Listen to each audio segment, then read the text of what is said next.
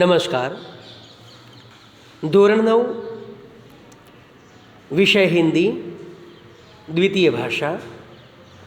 કૃતિનું નામ છે સૂરદાસ કે પદ. એના કવિ છે સૂરદાસજી. સૂરદાસજીનો જન્મ 1478 ઈસવીસનમાં અને એમનું નિધન 1573 થયું હતું. महाकवि सूरदास जी का जन्म कुछ लोगों के मतानुसार दिल्ली के पास सीही नामक गांव में हुआ था. कई लोगों का मानना है कि इनका जन्म मथुरा के पास रुकना या रेणुका क्षेत्र में हुआ था. इनका जन्मांध होना भी विवादास्पद है.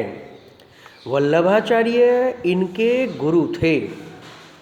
इनकी प्रेरणा से वे श्रीनाथ जी मंदिर में कृष्ण की लीलाओं से संबंधित पदों की रचना करते थे. ये कृष्ण के अनन्य भक्त थे. वात्सल्य एवं श्रृंगार रस के वर्णन में वे अद्वितीय हैं. प्रस्तुत पद में सूरदास की अनन्य भक्ति भावना का परिचय मिलता है.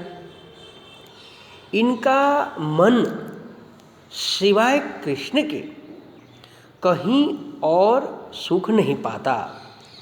जिन आँखों ने कमल के समान नयन वाले श्री कृष्ण के दर्शन कर लिया है वे और देव की आराधना कैसे कर सकती हैं?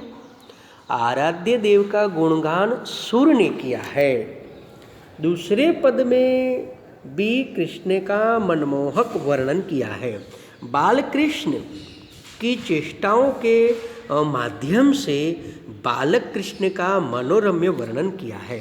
तो विद्यार्थी मित्रों, आ અહીં એક જ વાત કે સૂરદાસજીએ પોતાના આંતરચક્ષુ દ્વારા એ ભગવાન શ્રી કૃષ્ણના અદ્ભુત અપ્રતિમ સ્વરૂપનું વર્ણન કર્યું છે. એટલે જુઓ કે પહેલું જે શીર્ષક આપ્યું છે એમણે અહીંયા બે પદો છે, પદયુગ્મ છે. એમાં પહેલું છે વિનય તથા ભક્તિ, એટલે કે વિનય અને ભક્તિ. તો એમાં શું કહે છે? મેરો મન અનંત કહા સુખ પાવે.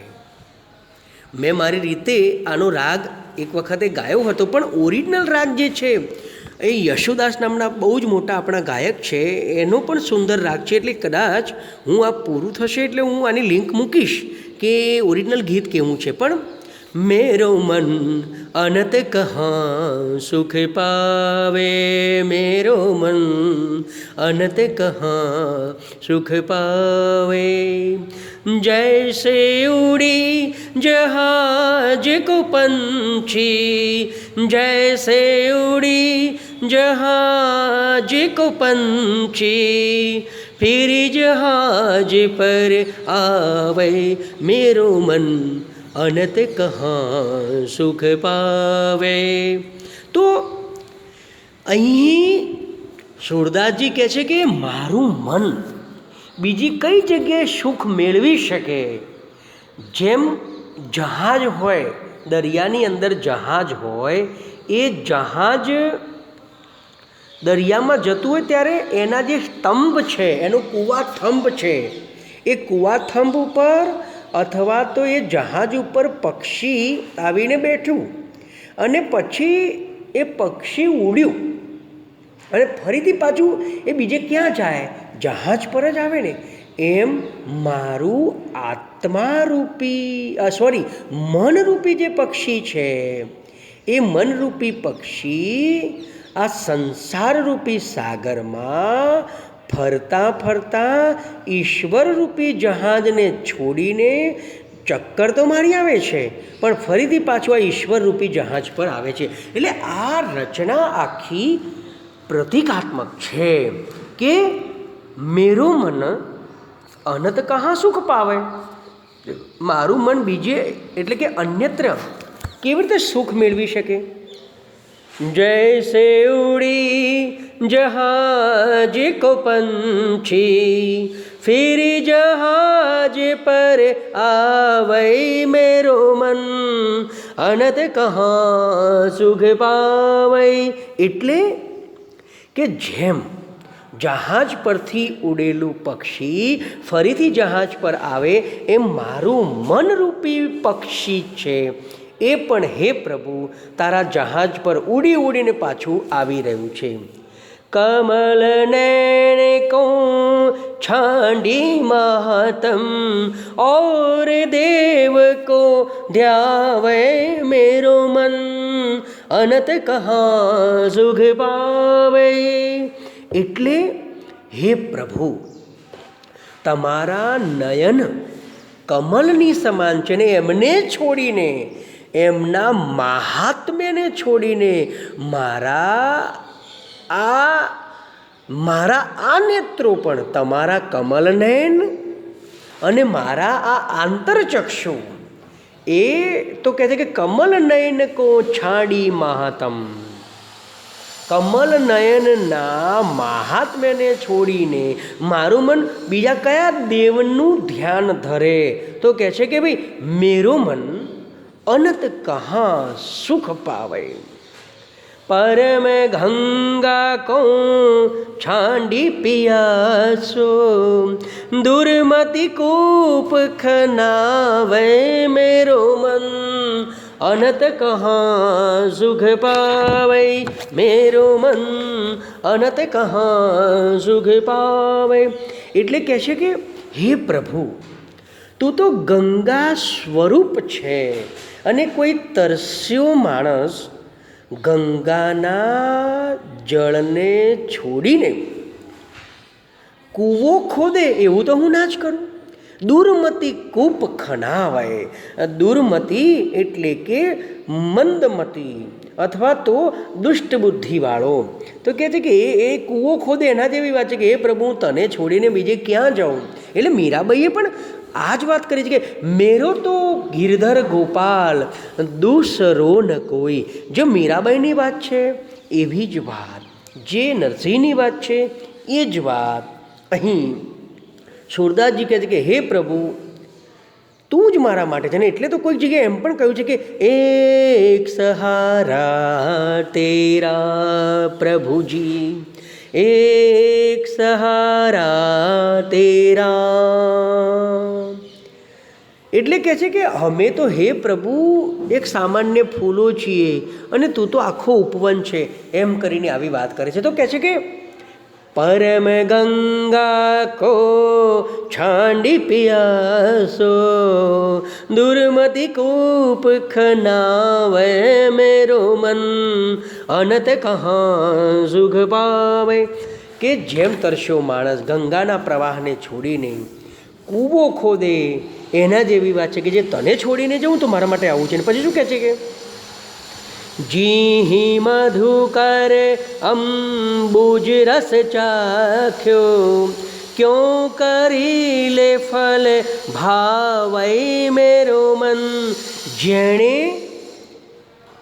જે ભમરાય અંબુજ રસ ચાખ્યો, કમળનો રસ ચાખ્યો હોય એને કારેલા સમૂહ કરીલ ફળ, કડવું ફળ કેવી રીતે ભાવે?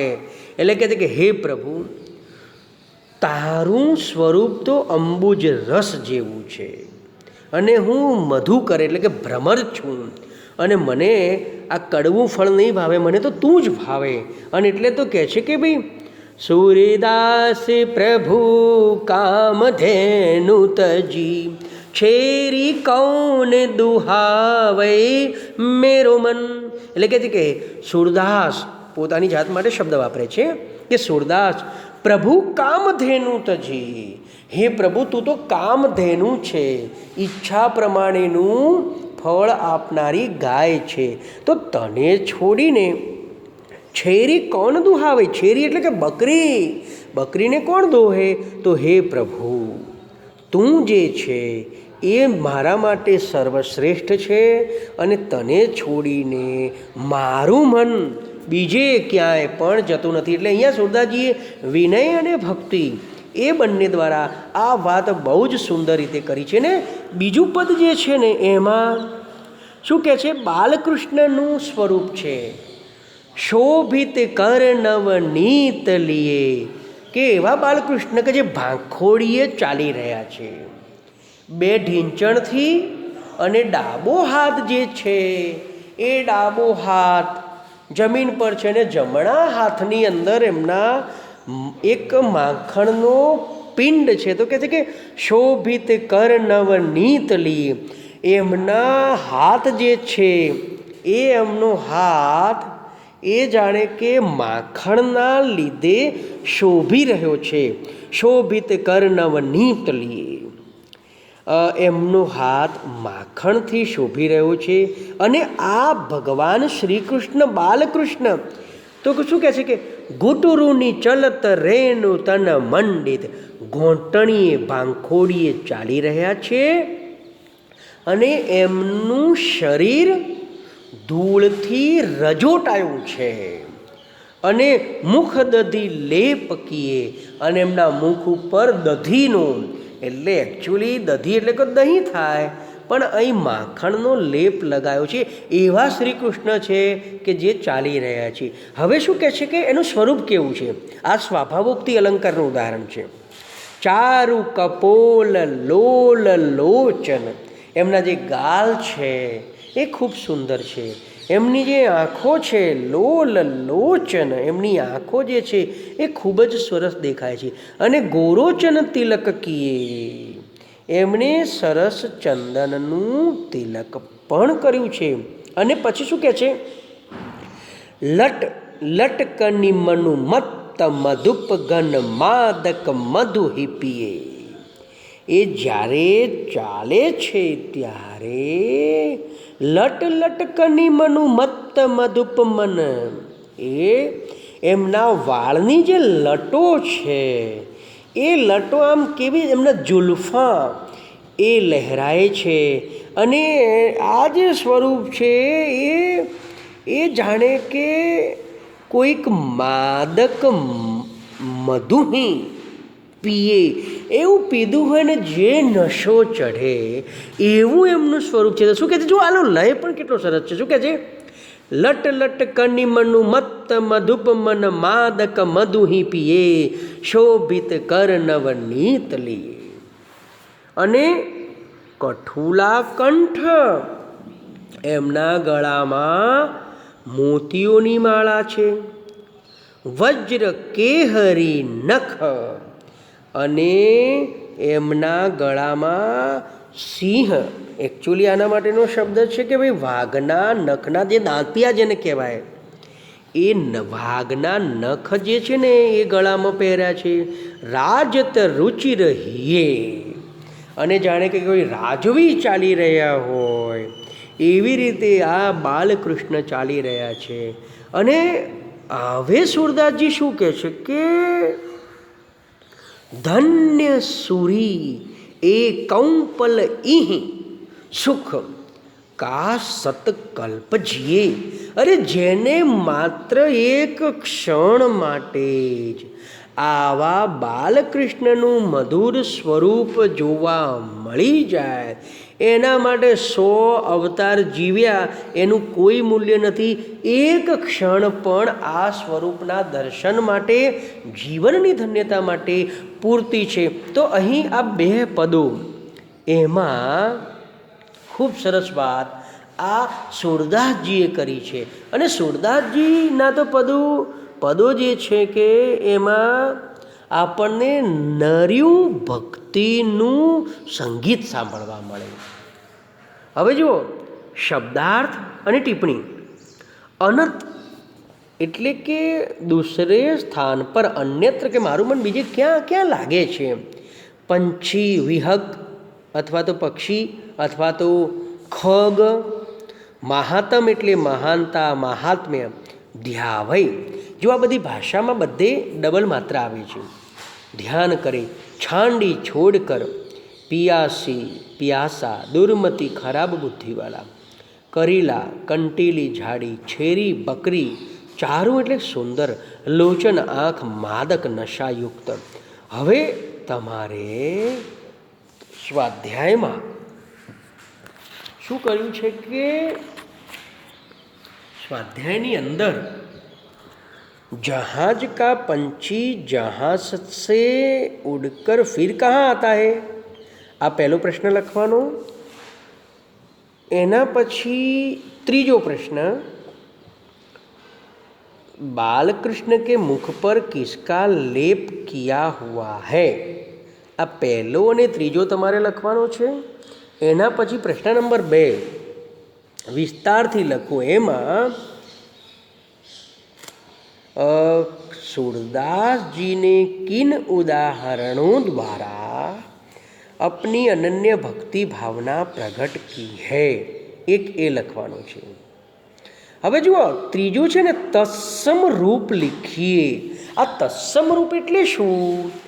तेना समाननुं रूप। एटले तेना समाननुं एटले कोना समाननुं? संस्कृत शब्दोना, संस्कृत भाषाना समाननुं। એટલે જુઓ આ જે શબ્દો છે એ સંસ્કૃત ભાષામાંથી અપભ્રંશ થઈને આવેલા છે, પણ મૂળ સંસ્કૃત કેવા છે? તો આપણે મૂળ સંસ્કૃત શબ્દો લખવા પડે. જેમ કે જુઓ અનત, તો અનત શબ્દ સંસ્કૃત કયા શબ્દમાંથી આવ્યો? તો અન્યત્રમાંથી આવ્યો છે. પંછી, તો મૂળ પક્ષી શબ્દ જે છે એ પક્ષી લખવાનું, વિહગ નહીં લખવાનું, પક્ષી લખવાનું. પછી મહાતમ એટલે મહાત્મ્ય. પ્યાસો, પિયાસો એટલે કે પ્યાસા. દુર્મતિ એટલે કે દુર્મતિમાં શું લખવું પડે? દુર્મતિ, ર કાઢી નાખવાનું અને મ જે છે એ મ ઉપર રકાર કરવો પડે.